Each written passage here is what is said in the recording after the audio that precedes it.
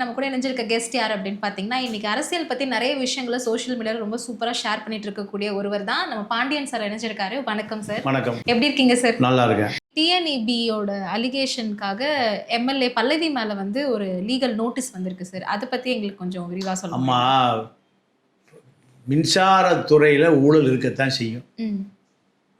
ஊழல் என்பது 1967 ஆரம்பித்தது. திமுக வந்த காலத்தில் ஆரம்பித்தது. அப்போது 60,000 கோடி இபியில் ஒரு 5 வருடத்திற்கான வரவு செலவு. இதில் பல ஆயிரம் கோடி வட இந்திய மார்வாடிகளால் நீங்கள் போலி உதிரி மின்சார சாதனங்கள் இன்று வரை சப்ளை செய்யப்படுகிறது. அரசே தயாரித்தா அது 1000 ரூபா தான் வரும். மார்வாடி 3000 ரூபாய்க்கு கொடுக்குறான். அதாவது ஸ்மார்ட் மீட்டர், கேபிள் ஒயர் எல்லாம் மார்வாடி கம்பெனியில் தான் வாங்குறான். இது பூரா திட்டமிட்டு லஞ்ச லாவணிய ஊழல் எல்லாம். இப்போ இந்த அம்மா போய் அதில் விசாரிக்க போகிற பொழுது ஒரு லீகல் நோட்டீஸ் வந்திருக்கு. இதை மின்சாரத்துறை அமைச்சர் தான் இதை ஒழிக்கணும். ஒழிப்பதற்கு அவருக்கு அதிகாரம் இன்னும் வழங்கப்படவில்லை. யார் வழங்கணும்? முதலமைச்சர் வழங்கணும். ஆமாம், முதலமைச்சருக்கே இப்போ அதிகாரம் இல்லை போல் இருக்கு. அவர் இப்போ சேரை மாற்றிட்டு நட்டை மாற்றிட்டு டிஃபன் பாக்ஸை சாப்பிட்டு படுத்துடுறாரு. 1 மாத காலம் இதுதான் நடக்குது.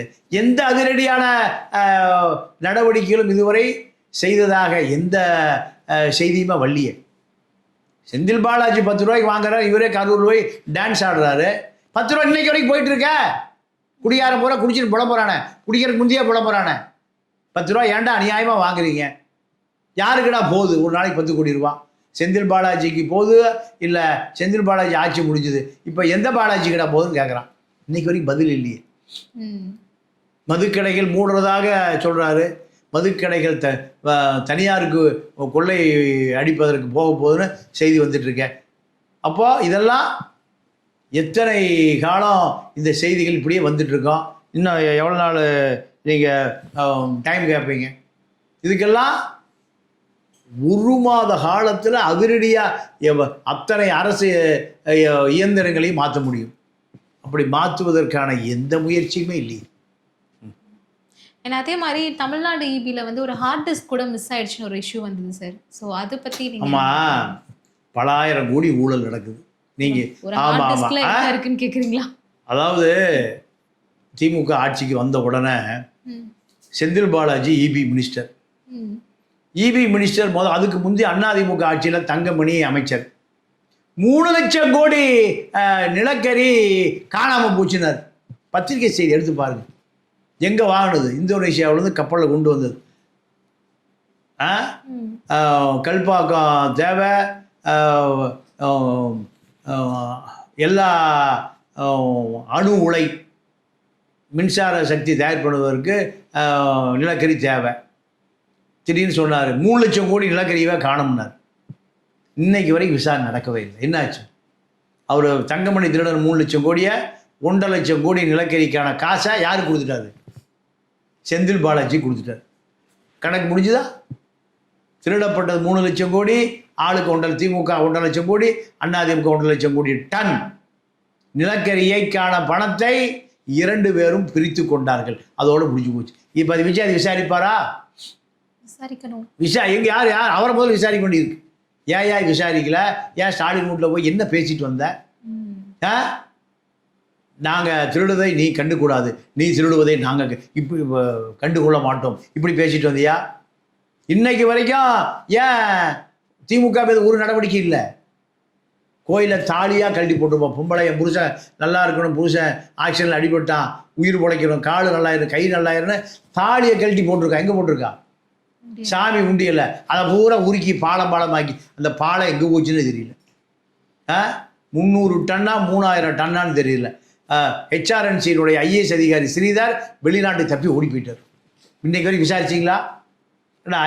பஞ்சாமிர்த பேர்ச்சம்பழ கொட்டையில் ஊழல் நடக்கிற போய் அவன் 3000 லஞ்சம் வேணா போய் பிடிக்கிறாரு அமைச்சர் ரமேஷ். எதை பிடிக்கணும்? ஏடா 3000 டன்னை காணும்டா. பொம்பளை தாலியை கழட்டி போட்ட அதை உருக்கி பாலமாக அது எங்கே இருக்குது அந்த பாலமெல்லாம்? இதுதான் நடந்திருக்க விசாரணை. இந்த ஆட்சி திமுக ஆட்சியை விட மோசமாக போயிட்டு. ஓகே சார், இப்போ 4 முன்னாள் அமைச்சர்கள் ஏடிஎம்கேலேருந்து திருப்பி டிவிகேல ஜாயின் பண்ணியிருக்காங்கன்னு சொல்லியிருக்காங்க. ஆல்ரெடி கொஞ்சம் பேர் வந்தாங்க. அண்ட் மேலும் இது வந்துகிட்டே இருக்காங்களே, அப்போ ஏடிஎம்கேட நிலைப்பாடு என்ன? அண்ட் இது அகெயின் ரிப்பீட்டடாக நடந்துகிட்டே இருக்கு. இதை பற்றி உங்களோட கருத்து என்ன? அதிமுகவுக்கு டிவிகேக்கு போன வேலுமணி தலைமையிலான அமைச்சர்கள் எல்லாம் மீண்டும் எங்கே போய் சேர்ந்துட்டாங்க? அதிமுகவில் போய் சேர்ந்துட்டாங்க.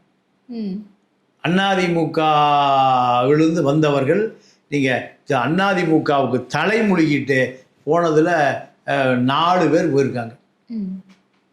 மீதி ஆட்கள் அதிமுகவுக்கு திரும்பி விட்டார்கள். ஏன்னா இவர்கள் எம்எல்ஏ வெளியே போனால் எம்எல்ஏ பதவி போயிடும், மீண்டும் சீட்டு தாவே கிடைக்காது, அதிமுகலையும் கிடைக்காது. அப்போ இவர்களெல்லாம் திருடி தின்பதற்காகவே வந்தவர்கள், மக்களுடைய காசை கொள்ளையடிப்பதற்காகவே வந்தவர்கள். அதுக்கு எங்கே வாய்ப்பு இருக்குன்னு பார்த்தா வேற மக்கள் சேவை எவனாவது ஒருத்தர் சொல்ல முடியுமா? ஒரு எம்எல்ஏ எம்பி மக்கள் சேவை மக்களுக்காக வாழ்ந்தான் அப்படி ஒரு ஆளை காமிங்க. எல்லாம் பொறுக்கி தின்பதற்கு, மக்கள் காசை கொள்ளையடித்து தின்பதற்காக வந்த ஒரு பெரும் கொள்ளை கூட்டம். இவர்களுக்கு எந்த மக்கள் நலன் 1% கூட கிடையாது. இவர்களுக்கு அங்கேயும் வாய்ப்பு இல்லை, இங்கேயும் வாய்ப்பு இல்லை. அதனால இருந்த இடத்துக்கு இதுதான் இவர்களுக்கு பின்னாடி மக்கள் ஓட்டு போட்ட 2 லட்சம் பேர் திரண்டு வந்துடுவானா? கொண்டாடி கூட வராது. ஓட்டு போட்டது 2 லட்சம் பேர், 2 லட்சம் பேர் இவர்களுக்கு பின்னால் வரக்கூடிய ஒரு தலைவனை காமிங்க. ஒரு பய பின்னாடி வரமாட்டான். ஊழல், லஞ்சம், லாவண்யம், இதுதான் இந்த சட்டமன்ற வேட்பாளர், நாடாளுமன்ற வேட்பாளருக்கான தகுதிகள். கட்சிக்கு 5 கோடி கொடுக்குறான், மக்களுக்கு 10 கோடி கொடுக்குறான். இவன் என்ன மக்களுக்கு செஞ்சிருவான்? திருடுவதற்கு, கொள்ளையடிப்பதற்கு, பிடபிள்யூ ஹைவேஸு பாலம் கட்டினா 5 கோடி ரூபா பாலம் கட்டினா அதிகாரி அவனை கூட்டி சேர்ந்து 5 கோடி அப்படியே எடுத்துக்குவான். சென்னை நகரம் பூரா ரோடு போட்டதாக பல ஆயிரம் கோடி ரூபாய் மக்கள் வரிப்பணம் அதிகாரிகளுக்கு கொடுக்கப்பட்டிருக்கு. எங்கே ரோடை எவனா ரோடு போட்டானா? அப்போ இந்த ஊழல் செய்வதற்காக உருவாக்கப்பட்ட கூட்டம்தான் அதிமுக திமுக கூட்டம். இதை ஒழிப்பதற்காக கண்டுபிடிக்கப்பட்ட கூட்டம் தான் தாவேகா கூட்டம். இப்போ தாவேகா கூட்டம் ஊழல் கூட்டத்தோடு கைகோர்த்து கொண்டது. ஸ்டாலின் வீட்டில் போய் கையில் விழுந்து காலில் விழுந்து நீங்கள் தயவுசெய்து எங்களை காட்டி கொடுத்துடாத, எல்லா கதையும் தெரியும் ஸ்டாலினுக்கு. அப்போ காட்டி கொடுத்து விடாதே.